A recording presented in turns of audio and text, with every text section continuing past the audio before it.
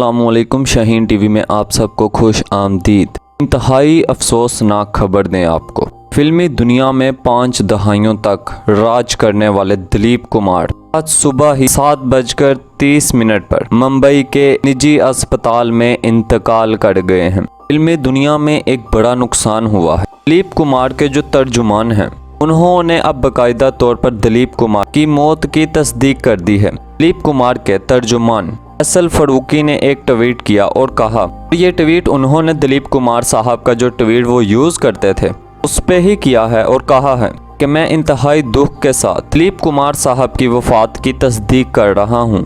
इनकी मौत कुछ मिनटों पहले ही हुई।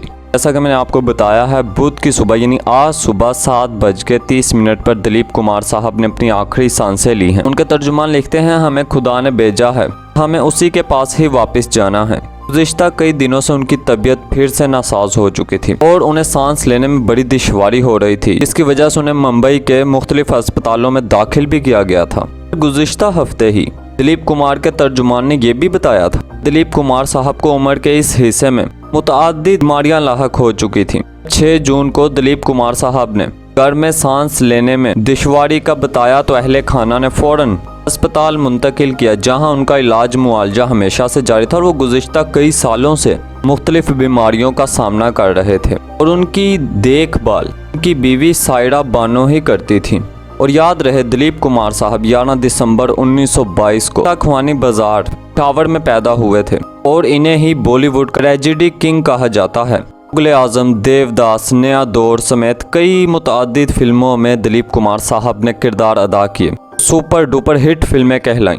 इन्हीं बड़े सगीर का अजीम अदाकार कहा जाता था। लेकिन दिलीप कुमार साहब की अब तदफीन के हवाले से खबर सामने आई है कि उनकी तदफीन मुंबई के मुकामी कब्रिस्तान में ही की जाएगी। याद रहे, दिलीप कुमार साहब का घर आज भी पेशावर में मौजूद है।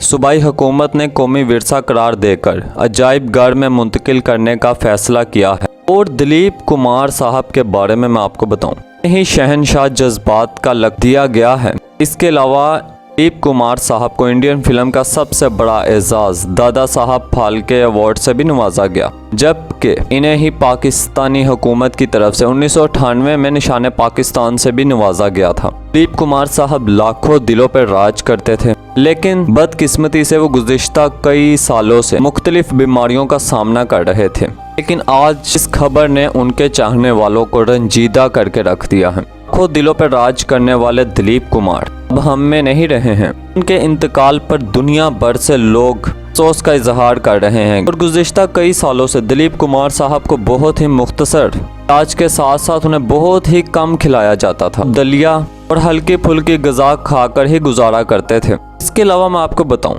1998 में दिलीप कुमार साहब को आखिरी फिल्म में देखा गया था। फिल्म किला में आखिरी बार काम करते देखा गया था। उसके बाद आज देख लें आप 2021 है, 23 साल तक दिलीप कुमार साहब ने किसी किस्म की कोई भी फिल्म में काम नहीं किया। इसके बावजूद दिलीप कुमार साहब लाखों दिलों पर छाए रहे। 5 दहाइयों तक उन्होंने फिल्मी दुनिया में काम किया और बड़े सगीर के लेजेंड अदाकार करार पाए। अब मुख्तलिफ शख्सियात की जानिब से ट्वीट के जरिए उनके इंतकाल पर अफसोस का इजहार किया जा रहा है। भारतीय वज़ीर-ए-आज़म नरेंद्र मोदी ने भी दिलीप कुमार के लिए उनके इंतकाल पर अफसोस का इजहार किया है। नरेंद्र मोदी कहते हैं, दिलीप कुमार की मौत सकाफती दुनिया के लिए एक बड़ा नुकसान है। दिलीप कुमार जी को सिनेमा की दुनिया में तौर लेजेंड याद रखा जाएगा। उन्हें ही एक ऐसे टैलेंट से नवाजा गया था जिसका कोई जवाब नहीं था। इस टैलेंट ने ही उसने नस्ल दर नस्ल मदाहों को, चाहने वालों को अपनी गिरफ्त में लिए रखा। और दिलीप कुमार साहब का जो आबाई घर था पेशावर में, तर्जुमान फैसल फारूकी बताते हैं कि वो अक्सर उसका जिक्र किया करते थे। कहते थे, पेशावर वाला घर मेरे दिल में बसता है। और पाकिस्तानी हुकूमत ने जब दिलीप कुमार साहब के घर को म्यूजियम में बदलने का फैसला किया था तो दिलीप कुमार साहब ने खुशी का इजहार किया था, लेकिन अब वो खाली के हकीकी से जा मिले हैं। याद रहे, पेशावर में जनूबी एशिया के बड़े फनकारों मतलब दिलीप कुमार साहब हों, कपूर फैमिली हो या शाहरुख खान फैमिली हो, सब के घर मौजूद हैं की अहमियत को पूरी दुनिया में तस्लीम किया जाता है। लिहाजा सूबाई हुकूमत का भी ये फैसला बहुत अच्छा था। हम दिलीप कुमार साहब एक तवील अरसे की इलालत के बाद अब वो खाली के हकीकी से जा मिले हैं। शक हम उसी के हैं और उसी की तरफ ही हमें लौट कर जाना है।